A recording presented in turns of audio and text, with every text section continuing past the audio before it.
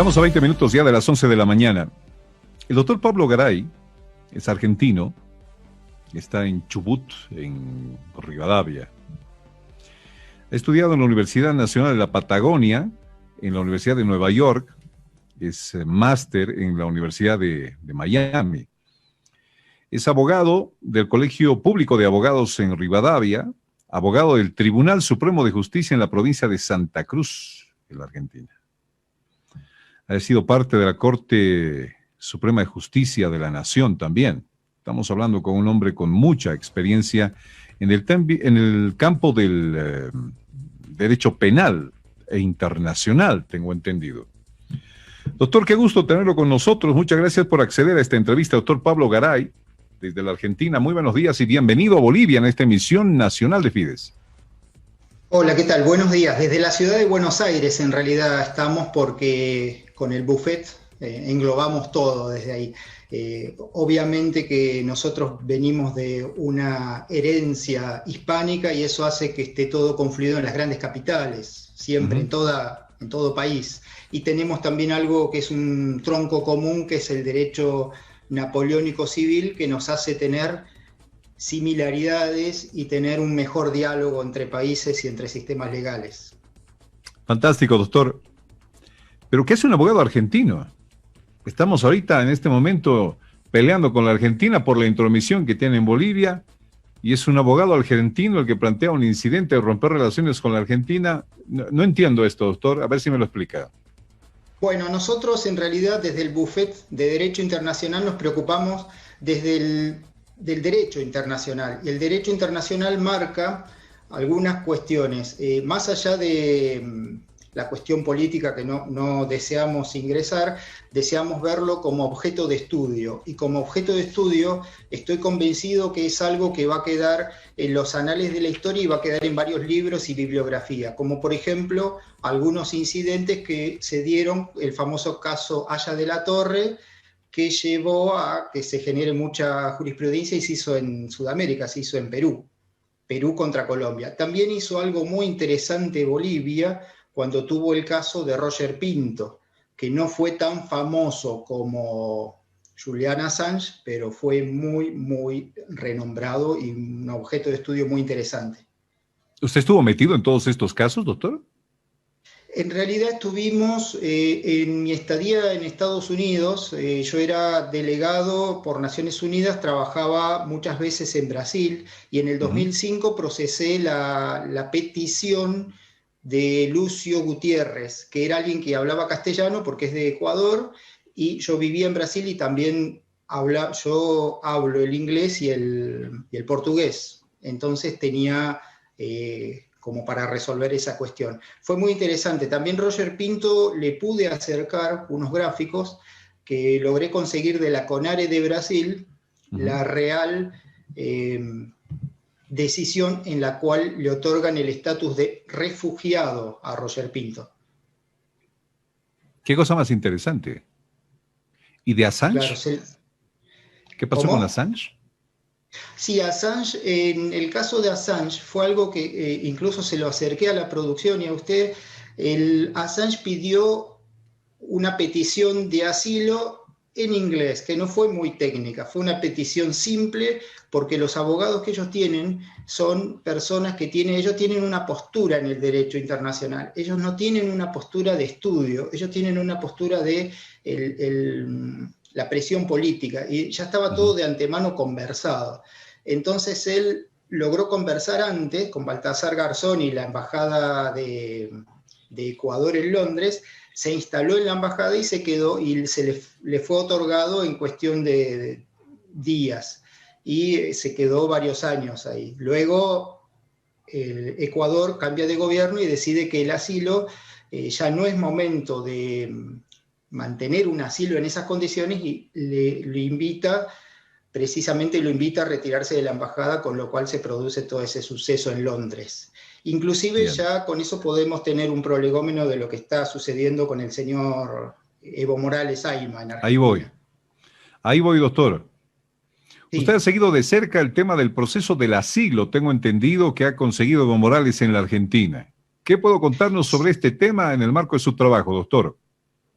Sí, en realidad estamos en un objeto de estudio. También hay grupos en Argentina que han logrado lo siguiente, que han hecho pedidos de informes, grupos del sur argentino, del norte argentino, grupos de diputados. Es decir, que el gobierno argentino tiene una sintonía que no es la misma que lo que piensa la población. La población muchas veces tiene una visión que a veces por no estar informada, pero a veces opina, sobre todo en redes sociales. En Argentina es muy fuerte eso, y en el exterior también, y no están de acuerdo con otorgar un asilo, que además se fueron revelando ciertas cosas sobre el asilo y el refugio en Argentina. Me dice que la impresión de la población es diferente a la impresión que están llevando las autoridades argentinas. ¿Qué dicen los argentinos con relación a Evo Morales, el tema del asilo? Bueno, de ese tema periodístico tanto no es algo que me apasiona el derecho más que nada, pero veo y percibo que la población en general, más allá de la cuestión legal, técnica, la población no avala tener y transformar a Argentina en algo que se transformó. Por ejemplo, la costa de España en los 70 y en los 80 se llamaba la Costa del Sol, que hay varias películas que establecían, películas de espías y de ese tipo de films, que establecían que había sido como algo que en ese entonces se llamó la Costa del Sol, de Sunny Coast. ¿Por qué? Porque no tenían tratado de extradición con Inglaterra, y además tenían otro problema. El derecho napoleónico es muy distinto del common law, entonces no tenían cómo procesar fácilmente una extradición, y resultó que muchos gángsters se escapaban de Londres o de todo Inglaterra y se refugiaban en la Costa del Sol y se compraban grandes mansiones. Hoy en Argentina, lamentablemente, tuvimos varios focos, que fueron México y fueron Brasil, que no tenían tratado de extradición con Estados Unidos.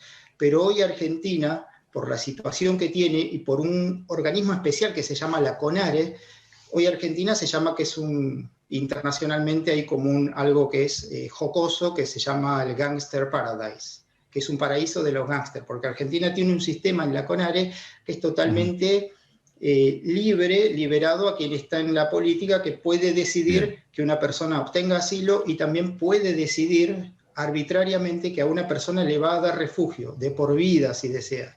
Doctor Garay, estamos en este momento en el país metidos en este entuerto de una relación muy atropellada con la Argentina.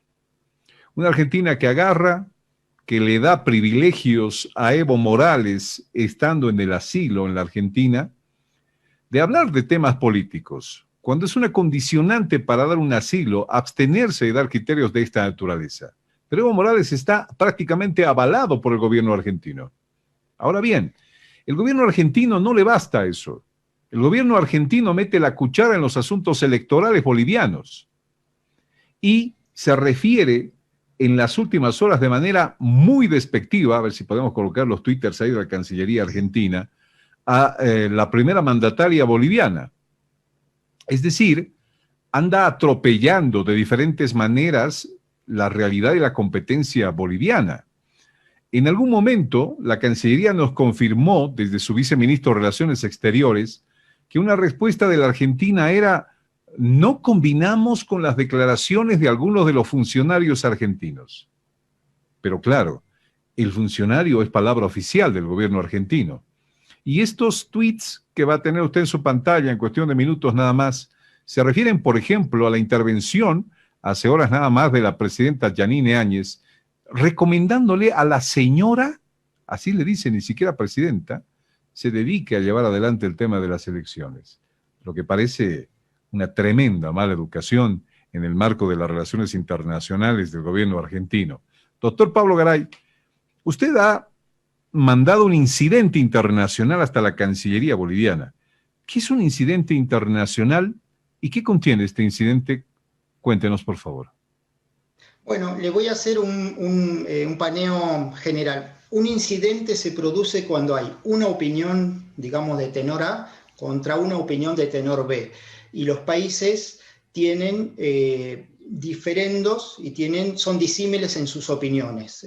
Nosotros desde el Buffet Internacional lo que hicimos fue colaborar con un grupo de ciudadanos bolivianos, porque no tenemos una alianza de abogados para ejercer en Bolivia.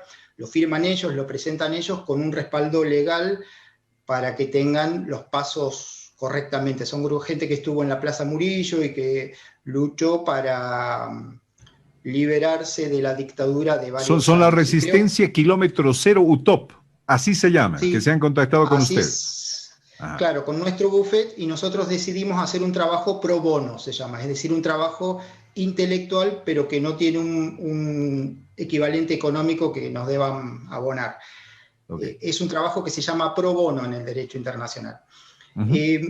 ¿Por qué el incidente? ¿Por qué se generan los incidentes? Porque hay diferendos. Muchas veces nos enseñan, por ejemplo, Donaghy de Canadá o algunos tratadistas de la Universidad de Oxford, nos dicen que, por ejemplo, es típico en el problema de vecinos. Un vecino piensa esto y el otro piensa de modo distinto y actúan de modo distinto. Y ahí, en eso se genera el diferendo. El diferendo se puede expresar de diversas maneras, por una nota diplomática, por una queja, por un llamado al embajador a la paz, por ejemplo, y decirle, por favor, ¿qué está sucediendo en esa localidad? O bien, llamar directamente en La Paz, tienen un representante argentino, y llamarlo y decirle, estamos en desacuerdo de ciertas cuestiones y acá tiene la nota por escrito. Eso es algo del siglo XX, se dice, porque en el siglo XXI cambió completamente y hoy se habla, incluso en Cambridge, me estaban diciendo esta semana, que ellos tienen una teoría como algo gráfico. Ellos dicen que el diferendo internacional es como una maratón. Es largo, no hay que cansarse y desgasta mucho. Y muchas veces hoy se hace por redes sociales o se hace por medios informales. Yo considero que la presidente tuvo un muy buen coraje, una valentía en expresar esto en la ONU. No lo expresó por una nota, pero lo expresó en Naciones Unidas, lo cual le da un peso muy importante. Y después la Cancillería Argentina realizó algo que se llama la contestación, que es la réplica. Nosotros no tenemos, quizás por estulticia o quizás por impericia, en Argentina ni tampoco en Bolivia, buenas personas en derecho internacional. Los mejores son de Perú, en toda Sudamérica. Oh, caramba. Y nosotros vimos que Cancillería Argentina contestó y con esto generó la réplica. Es decir, como en un proceso legal común de un abogado de derecho usual, se generó el conflicto y los extremos del conflicto. Ya contestó, ya está planteado el incidente internacional, ya existe. En el mundo legal ya existe. Tiene una particularidad del derecho internacional. No tenemos un código ni tenemos normas a las que atenernos. Entonces, en este caso, ya está planteado. Ahora vemos cómo es el segundo escalón, si esto va a escalar o si esto va a quedar ahí como un diferendo establecido de status quo. Doctor Garay, usted en este incidente internacional está planteando la ruptura de relaciones con la Argentina. Perdón, no le escuché bien. Usted en este incidente internacional está planteando la ruptura de relaciones con la Argentina. Sí, en realidad lo está planteando, nosotros le damos el apoyo intelectual, lo está planteando el Grupo de Resistencia de Bolivia. En realidad es una de las salidas, la ruptura de relaciones diplomáticas, porque en el gran campo de estudio de esto que se llama, los americanos tienen una cuestión particular, ellos le llaman settlement, no le llaman resolución de conflictos, le llaman settlement. ¿Por qué le llaman así? Porque ellos dicen que una vez que se instala el conflicto, se instala para durar mucho tiempo. Ellos dicen que es un settlement. En los países hispanos se habla de resolución. Una manera de resolución es vía directa, negociaciones, buenos oficios, y antiguamente existía la guerra. Hoy una manera de resolución es llamar a un tercero, hacer una mediación. Ruptura de relaciones es una muestra de, podríamos decir, de enojo o de actitudes de un país, que también existen otras en relaciones internacionales. Una es el estoppel, es decir, no hablar, que tampoco es de buena educación, pero es no hablar. La ruptura de relaciones es simplemente no dialogan por 30, 60 días o 90 días, o bien existen otras medidas que las va graduando la ministra de Relaciones Exteriores o la presidente. Eso ya es de potestad de la presidente Yáñez. Pero el incidente a esta altura podemos decir que ya está planteado porque en el mundo legal ya está, y el mundo los ve además, ve la Ahora, situación. se plantea esto llamado incidente. La carta llega a la Cancillería. ¿Es como una carta pedido entonces? ¿Así debemos entender un incidente internacional? ¿Hay alguien pidiendo que se rompa relaciones con la Argentina? Sí, precisamente es un grupo ciudadano pidiéndole a su gobernante que tome una decisión de cierto tenor. En este caso, la presidente tomó una decisión de un tenor que fue hacer una queja, pero hacerlo en Naciones Unidas. Luego, la Cancillería Argentina decidió contestar, hacer la famosa réplica, y decidió contestar por un Twitter, no por una nota escrita formal.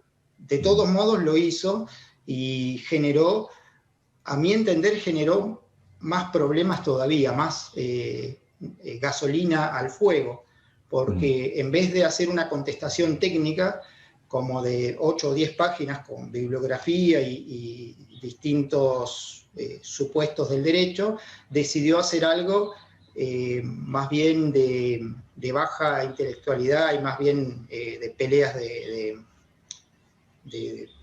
peleas escaramuzas afuera de un local bailable, por ejemplo.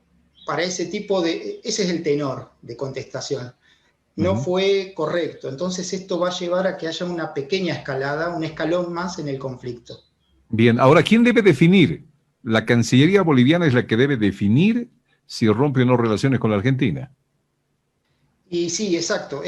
Hoy quien tiene la potestad es la ministra de Relaciones Exteriores, que se llama Karen Longaric, junto con la presidente, con todos los elementos que ya tiene a mano. Inclusive estuvimos estudiando en el buffet, hubo casos en los cuales Evo Morales pidió, precisamente son los casos similares que tuvieron. Él pidió, porque había personas que tenían asilo político, que son Jorge Torres Obleas, Mirta Quevedo y Torres Goitía, que habían sido funcionarios de la época de González Sánchez de Lozada, y obtuvieron un asilo político correcto en Perú. Y Evo Morales le contestaba de mala manera y les pedía que les entreguen a esas personas porque los quería encarcelar. Y Perú dijo que es un Estado soberano, que se respeta y que ellos van a seguir sosteniendo el asilo político sin ningún problema, pero con respuestas legales y técnicas. Otra respuesta que le puedo acercar fue del año 2018, Alan García, cuando él pidió el asilo, Uruguay le contestó con tratados internacionales, con responsabilidad y con mucha educación. Esa fue su réplica. Le dijo, no le vamos a dar asilo, básicamente, y se debió retirar de la embajada en Lima. Bien, doctor Pablo Garay, le agradezco por este tiempo. Gracias por instruirnos en este tema. Hoy sabemos que es un incidente internacional. Sabemos que el planteamiento de este pedido está en Diana para ver si se rompen relaciones o no con la Argentina por el tema de la intromisión. Bueno, nosotros decimos desde acá, verán la Cancillería, ¿no? Pero en este momento hay un momento muy especial que se vive en el país, que es el electoral. En este momento no convendría romper relaciones, digo yo, internacionales, porque hay bolivianos que esperan votar y tienen que votar en la Argentina para elegir un nuevo presidente en este país. Y me imagino que esto tampoco será tan pronto, ¿no? Porque estamos a un mes de las elecciones y de repente tendría que analizarse después de estas, si es que no hay una disculpa formal del gobierno argentino, que es lo primero que se tiene que esperar, doctor, imagino. Sí, precisamente ese punto quería abordar dentro de esto, y es importantísimo considerar que el incidente ya está planteado y tienen todo el derecho. Nosotros desde el buffet consideramos que el derecho prima por sobre las demás cuestiones. Entonces, Bolivia tiene todo el derecho y tiene algo que estamos estudiando con negocios con China en algunas universidades que tenemos esto. Los chinos tienen una política especial que se llama el ascenso pacífico, es decir, usan su poder, pero lo usan mostrando el músculo militar, pero pacífico. En cambio, Estados Unidos tiene un ascenso que es un ascenso de status quo con conflictos bélicos. Y en el caso de Argentina, está mostrando un poder de un país más grande a un país menor en territorio, y está mostrando un peso con cierta agresividad. Y Bolivia está bien que haga eso de manifestar que se respete, pero también debería ser más enérgico en su respuesta, porque ya tiene una respuesta de Cancillería y debería ser más enérgico en que son soberanos, en que el derecho los avala y que pueden decidir o romper relaciones o bien acudir a algún organismo por una mediación o bien suspender temporariamente las embajadas en Argentina y los consulados. No significa crisis esto también tiene que entender la gente, no significa algo de gran crisis. Es diplomático, es para algún sector, pero los pasaportes siguen existiendo, las personas siguen viajando, las fronteras siguen existiendo y la vida normal sigue sucediendo. Claro, lo que cambia entiendo. Pero una elección, por ejemplo, si se toma la decisión de estas, podría suspenderse, por ejemplo, ¿no? Es de la participación de bolivianos en una elección, digamos. Y sí, eso lo deberá evaluar la Presidente, porque también Argentina tiene un gran riesgo con el tema fraude en todos los consulados. Exacto. Porque los consulados eran lugares de acción política y no lugares de resolver cuestiones de sus ciudadanos, porque se han detectado casos que son incidentes internacionales, también son elementos para esto, que se han detectado casos de personas fallecidas que estaban en Argentina dentro de un padrón para votar. Así es. Y eso es una irregularidad, que Bolivia tiene todo el derecho de exigir explicaciones. Doctor Pablo Garay, muchísimas gracias. La pensará la Cancillería, con mucha delicadeza. Pero los bolivianos tienen que ejercer un derecho pronto, que es al voto. Doctor Garay, un abrazo, muchas gracias. Gracias por hablarle al país a través de FIDE. Le mando un abrazo. Gracias por este tiempo.